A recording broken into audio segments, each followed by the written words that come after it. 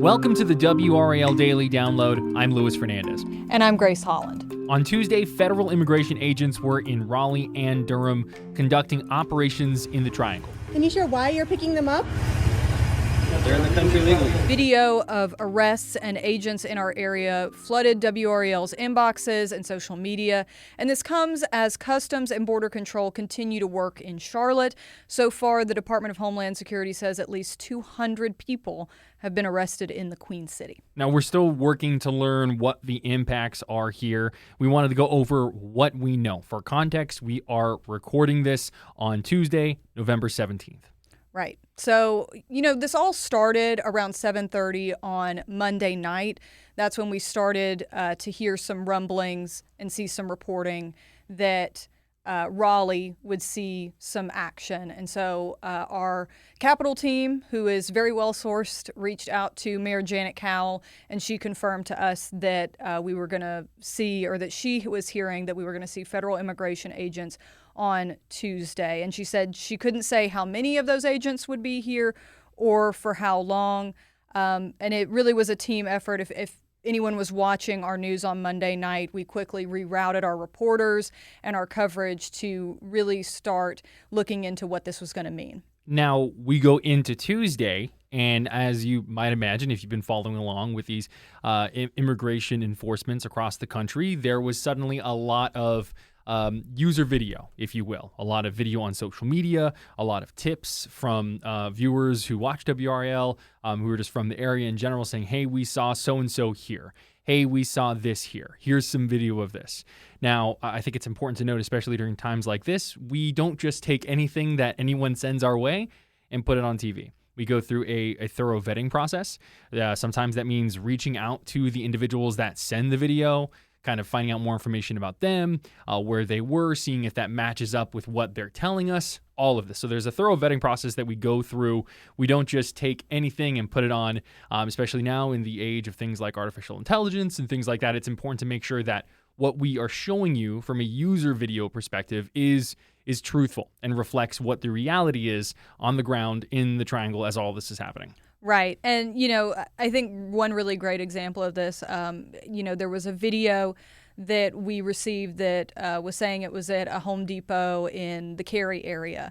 And Ashley Rowe went out for herself. When she got there, she didn't see anything that was in the video, but she could tell by sort of some of the things that were set up outside the different displays. Okay, yes, this is the place where this video was taken. So that just gives you an idea of how seriously we take this and look into these things. And of course, like I say, one of them, that was one in Cary. So we started to see videos coming in from Wake County and Raleigh, and then sending our reporters out, hey, we are hearing a tip about this. We're seeing this. Go check it out. See what you're seeing on the ground. But we also started to get tips about Durham County as well. And, we started asking about this.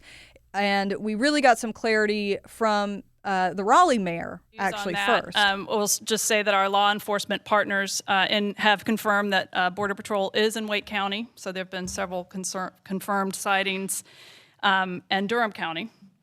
And we are just encouraging everyone, if you feel unsafe or you see something that you think is illegal, to please call the Raleigh Police Department or your local jurisdiction. And then after that, Chris Lovingood had been texting back and forth with Mayor Leo Williams of Durham, and he confirmed, okay, yes, we are starting to see that in Durham. He was finding out, I think, in similar ways to how we all were, which was those videos in his city.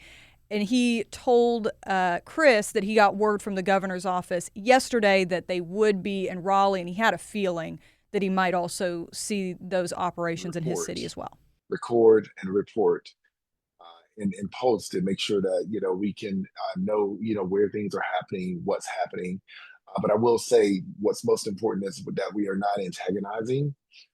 We're not poking the bear. We understand the jurisdictional disadvantage. But at the same time, one thing that can't be taken from us is who we are as a community. So right now, that's kind of big picture what we're seeing in the triangle. All right, when we start to focus more on the street by street level, the neighborhood by neighborhood level, that's where some of our reporters start to get involved. Carly Haynes was one of those reporters. She was out in Raleigh near the Beltline. Neighbors told Carly they saw what appeared to be Customs and Border Patrol agents walking around in vests in unmarked cars. Here's what one neighbor had to say. Everyone was scared. I think everyone was like put on edge, even if you are a citizen or not. Like, it's just a scary situation to have someone, basically be kidnapped. Yeah, so it's, listening to that, it's clear that this was really something that people were not sure about when they, seeing this happen in your own neighborhood is kind of unsettling as you're kind of navigating what that means for your neighbors, for yourself. We also talked to businesses. That's another piece of this. We kept hearing people saying, hey, this restaurant or this shop isn't open today, and we'd go by and check and see. And there were some businesses that were, not opening because their employees didn't come in out of fear. WRAL's Heidi Kirk actually talked to a grocery store that was offering discreet delivery services. So they were actually trying to provide a service for the families that were afraid to go out and about their day.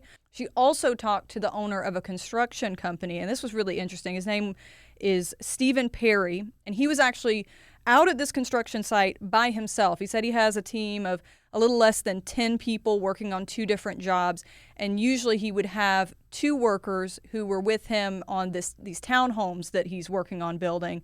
But they called out of fear, and he said that, that was going to put him back quite a bit on being able to finish that project. It was more so disappointment. Obviously, they need to work. Holidays are coming up. They need to pay bills. And I felt bad for them simply because I know they have legal status, but the fear of being detained until that is proven is what scares them the most. And they don't want to be without their family for who knows how long until it's determined that they are legal and they can't stay. Another element of all of this are the local school systems. Destiny Patterson and Emily Walkenhorst, they're kind of our education beat folks, if you will. And they received a lot of anecdotal stories of absences being higher in our area at specific schools across the county. Now, some of this information, as we are recording this, we do not have the official numbers yet on absences. So that's something you're going to want to continue to see as we move along to see if the official data matches those anecdotal cases. One place, though, where this has been going on for a few days now that we're able to take some of those anecdotal stories and the data and kind of combine together is the Charlotte-Mecklenburg school area. Leaders say that the unofficial attendance data from yesterday showed nearly 21,000 students were absent. That's nearly double the number on a normal day. Today's data is not yet available, but that's something we're seeing there currently. Right, and we're still waiting to learn that from Wake County Schools. Yeah, exactly. Now, one thing we have learned from Wake County Schools, we actually have a statement here from the Wake County Public School System Superintendent Robert Taylor. He released a letter kind of detailing in this statement, as well as some resources for people who may be concerned or trying to find out more information about what is going on. He said in his statement, our primary mission is and always will be to provide a safe, welcoming, and inclusive learning environment for every single child, regardless of immigration status. And we want all staff and families to feel secure and knowing that we are dedicated to protecting the privacy and rights of all our students, and we are legally required to enroll and educate all children residing within our boundaries. So this is something that is, once again, developing, and we're seeing it impact a lot of variety, a lot of different elements of our life here in the Triangle. Yeah. And of course, this is all part of a bigger change in immigration policy coming down from the federal level, from the White House. And there's been a lot of reaction to that. We're going to talk about that after the break, and we'll also talk about what sort of the legal ground is for people who find themselves in these interactions with these agents.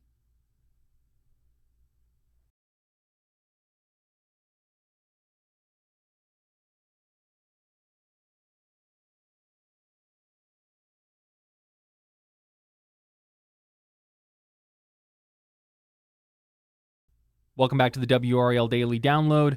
I'm Luis Fernandez. And I'm Grace Holland. So we spoke a little bit about the street level, the community level impacts of this increased immigration enforcement in the Triangle before the break. So now let's go ahead and try and go a little bit big picture here and look at some of the different ways that politicians, leaders are reacting to this, Grace. Yeah, it's really interesting how this has affected coverage of the day's news beyond, these direct impacts of this. We saw that with an economic development announcement that was going on in Johnston County. Sean Gallagher was there covering that, and, all the reporters that were there to cover this economic development announcement, they asked about this going on because, of course, this is in the area where this is all happening in the sort of metro area of Raleigh. And Governor Josh Stein and U.S. Senator Ted Budd were there and were asked about their reaction to immigration action. And here's what Stein had to say. People need to be safe, and we need to do everything we can. And if this were targeted to going after known people who are criminals or known people who are drug traffickers who are engaged in violent crime, that would be a good thing. But they're just sweeping sidewalks, they're sweeping parking lots, they're going into stores and churches. This is causing widespread fear, widespread uncertainty. This is not about public safety, and I wish that it were.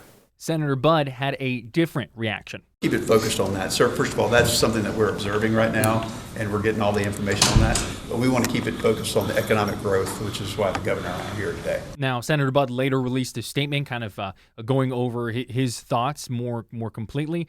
He said, quote, "America is a generous country, but we must ensure that those who come here to do so legally. We must enforce America's immigration laws after years of Joe Biden's open border policies invited a flow of drugs and crime. Border Patrol's operations have resulted in the arrests of several individuals with criminal histories or who had previously been deported. Responsible enforcement measures carried out in an orderly manner are critical to protecting American lives and our communities here in North Carolina." Right. I think that just gives you sort of the basic overview of where the two parties in our state stand on this. Of course, a lot of differing opinions. Another question here, though, is how does this process work? And we got some insight from UNC Law School. We got some insight from UNC School of Law immigration professor Aisha Jain. Here's what she said about how exactly this would play out. Well, the question is, how does somebody know at the first moment that they're being stopped whether or not what their immigration status is or whether or not they have a criminal history? So certainly, I think that the government's within its legal rights to say that if you're not here lawfully, and we can also establish that you're someone who we want to prioritize for removal. I think that's been well within the government's scope of their legal authority for some time. I don't think that's really in dispute. I think the question is, how are they going about determining who they're going to stop? And at the end of the day, like you said, we're talking about this on Tuesday afternoon. We're not really going to know the full impacts for maybe 24 hours, maybe till the end of the week. It's really unclear because we don't know how long these operations are going to be going on in our area. WRAL is, of course, trying to figure out how many arrests have been made at this point. We don't have an answer on that. We did ask Customs and Border Protection, and we will continue to bring you updates on that and any other details that we learn. Yep. Be sure to check out WRAL News Plus, WRAL.com, the WRAL app, and of course the newscasts and things just like this. I'm Luis Fernandez. That's Grace Holland. Thanks for joining us, and thanks for listening to the WRAL Daily Download and for making us part of your morning routine. Another great way to get WRAL news is the Morning Briefing newsletter. It's a daily email with Triangle news, events, and headlines to help you get ready for the day. Sign up at WRAL.com/newsletter.